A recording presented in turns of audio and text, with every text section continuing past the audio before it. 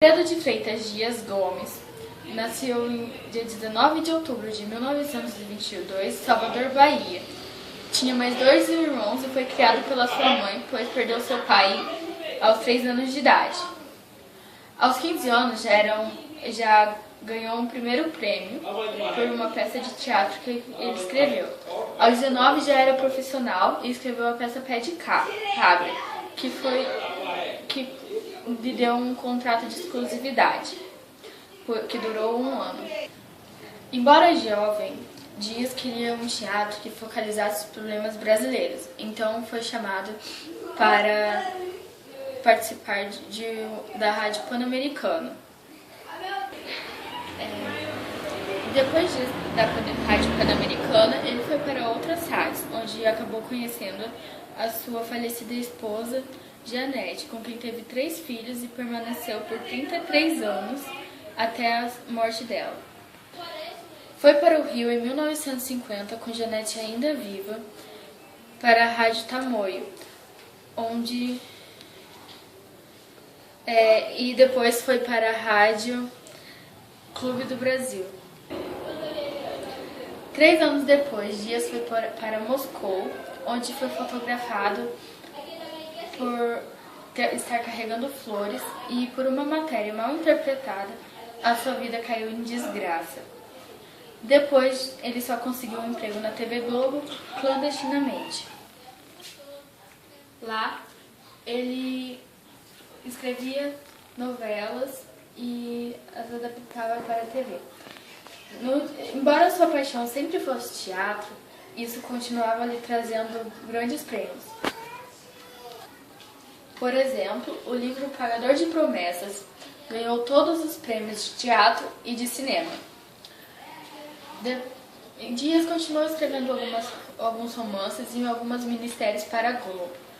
Se casou novamente com Bernadette, quem foi sua primeira esposa brevemente antes de Janete, com quem ele teve 2 filhos.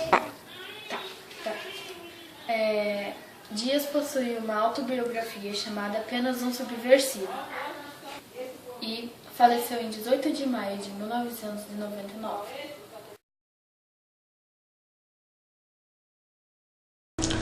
A obra Pagador de Promessas, escrita na década de 1960, não apresenta forte vinculação com estilo literário específico, mas contém traços da segunda fase do modernismo, como o regionalismo e a crítica social. O livro de Dias Gomes é um drama que se passa na década de 60, na Bahia, e não possui um tipo de narrador, porque na literatura dramatizada não há narrador porque é um livro escrito na base de diálogos. Tempo. A história se passa na época em que foi escrita, década de 1960, e transcorre ao longo de um dia. Questões em pauta no período aparecem na obra, como o anseio pela maior liberdade religiosa, a intolerância da Igreja Católica com relação a outros credos e o tratamento do homem do campo como ignorante. Espaço. Todos os acontecimentos se passam diante da Igreja de Santa Bárbara, em Salvador, na Bahia. O gênero do livro: uma literatura dramática.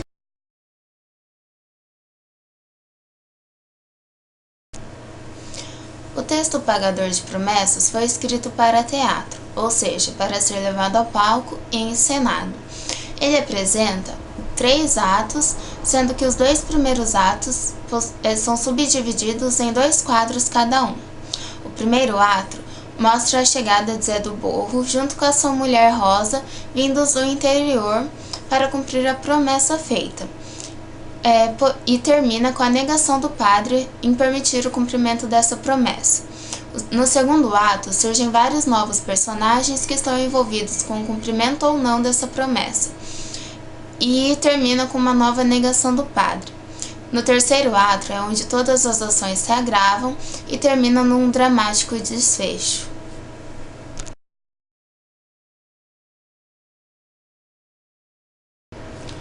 O livro Pagador de Promessas conta uma história que aconteceu na década de 60 na Bahia.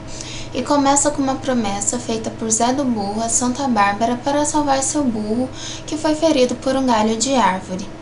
Mas como na cidade em que ele vivia não havia uma igreja dedicada à santa, ele fez a promessa num terreiro de Candomblé, onde a santa recebe o nome de Yansan. Então, ele pega sua mulher e com uma cruz nos ombros, eles caminham 7 léguas do sertão baiano até Salvador com o intuito de pagar a promessa. Eles chegam na cidade de madrugada e como a igreja dedicada à santa ainda estava fechada, eles ficam esperando nas escadarias. Até que então são interrompidos por Bonitão, que tenta seduzir Rosa, se aproveitando da ingenuidade de Zé do Burro. Rosa tenta resistir, mas ela acaba indo passar a noite com ele num hotel.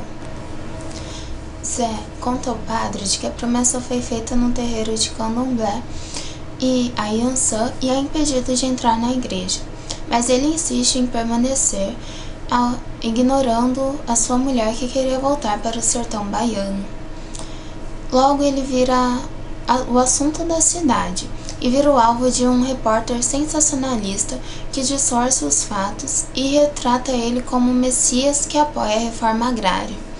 Marli, uma prostituta apaixonada por Bonitão, conta para Zé de que Rosa passou a noite com ele. E então Zé fica revoltado. Já Bonitão decide se livrar de Zé para poder se aproveitar de sua esposa.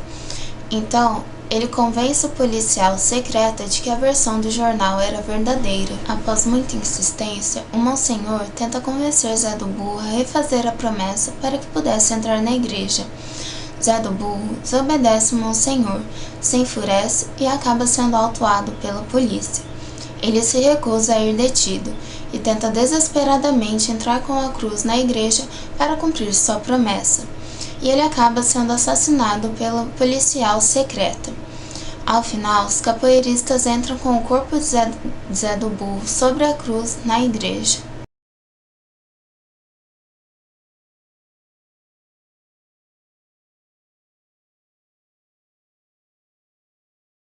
Zé do Burro, homem simples, ingênuo, incompreendido e que possui um senso de justiça rústico e objetivo, caminha 7 léguas ao lado de sua esposa, com uma cruz nos ombros para cumprir uma promessa feita a Santa Bárbara pela vida de Nicolau, seu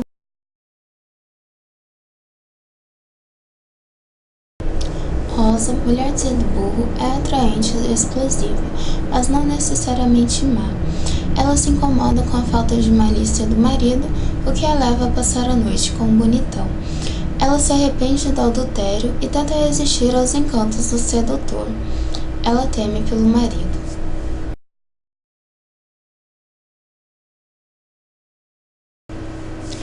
Marli é uma prostituta das ruas de Salvador. Ela trabalha para sustentar Bonitão, por quem sente enorme atração e incontrolável ciúme. Ela descobre que Rosa passara a noite com Bonitão e revela o adultério a todos, inclusive a Zé do Burro.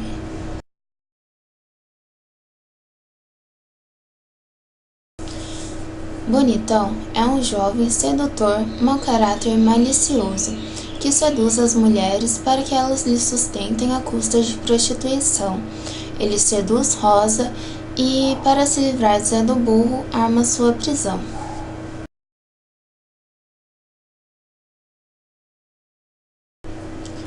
Padre Olavo, jovem paróquio, enérgico e intransigente, segue à risca as normas da liturgia católica.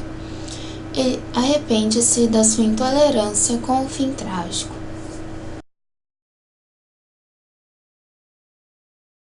Minha tia, típica baiana vendedora de iguarias em praça pública, tenta convencer a Zé a fazer a promessa em um terreiro de candomblé. Ela sente o perigo que ronda Zé. Repórter, homem sensacionalista que se preocupa com a exclusividade da cobertura do caso de Zé do Burro. Ele explora o caso para atacar a igreja, distorcendo as declarações de Zé do Burro, considerando-o como revolucionário. Ele desconfia das intenções políticas de Zé. Carregador de Promessas mostra uma série de conflitos entre o Brasil rural e o urbano, muito evidente na fase de modernização do país durante as décadas de 50 e 60. Tais conflitos são sintetizados pelo embate entre a crença popular e o sincretismo que formou a tradição religiosa brasileira, e o dogmatismo, o ritualismo rigoroso e a burocratização da Igreja, o que ajuda a refletir sobre como todos os interesses de poder, tanto culturais, políticos ou econômicos, se automatizaram, distanciando-se cada vez mais das necessidades e demandas do povo. Zé do Burro pode ser entendido como espírito livre do povo simples. Sua dificuldade em se comunicar e em compreender a rejeição do padre ao sincretismo entre Iansã e Santa Bárbara deve ser compreendida como uma representação da diferença que se formava entre um país que se modernizava para uma nova classe média e se tornava incompreensível para os que não tinham acesso ao consumo.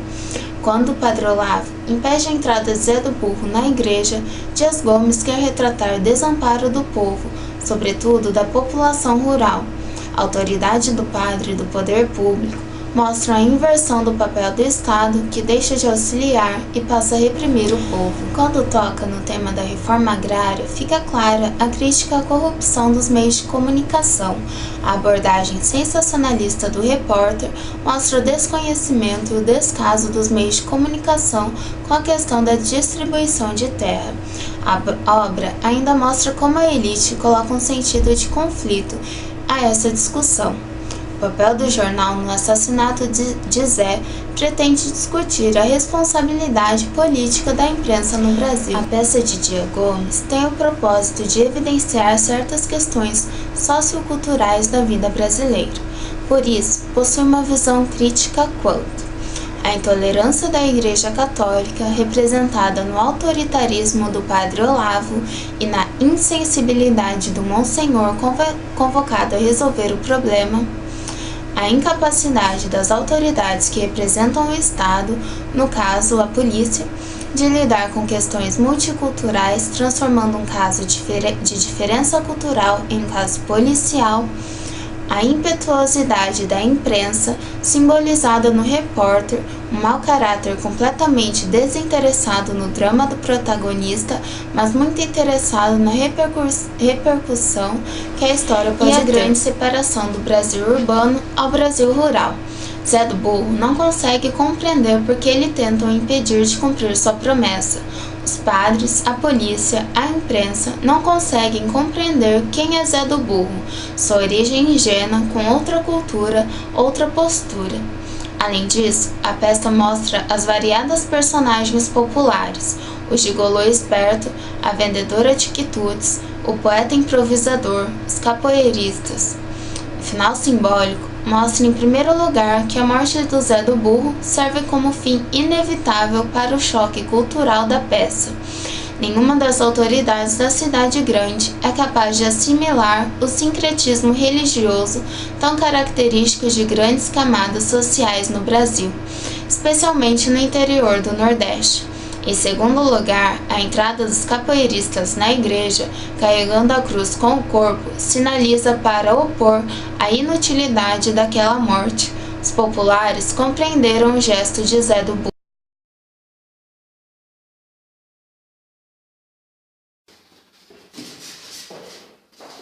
É essa, pode ser essa. E agora? Está fechada. Vamos esperar aqui, que deve ser cedo. Esperar aqui? É, não tem outro jeito. Ai, meus pés estão até doendo. Estou cheia de bolhas, estou até com medo. Ai, meus pés também. Ai, o meu ombro. Acho que está em carne viva. Bem feito. Quem não mandou colocar uma almofadinha? Não era direito, eu não quis falar aqui na conversa, eu falei na almofadinha.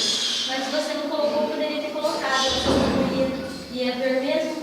Não era direito. Eu prometi trazer a cruz nas costas. E como Jesus não usou as cruzes nas costas. Com a almofadinha. Não usou porque não deixaram. Não, esse negócio de milagre é preciso ser honesto. Se a gente brulha o santo, perde o prédio. E outra vez o santo olha, consulta lá os seus pensamentos e diz: ah, você é o Zé do Burro, aquele que já me passou a perna. Agora vai me fazer uma nova promessa.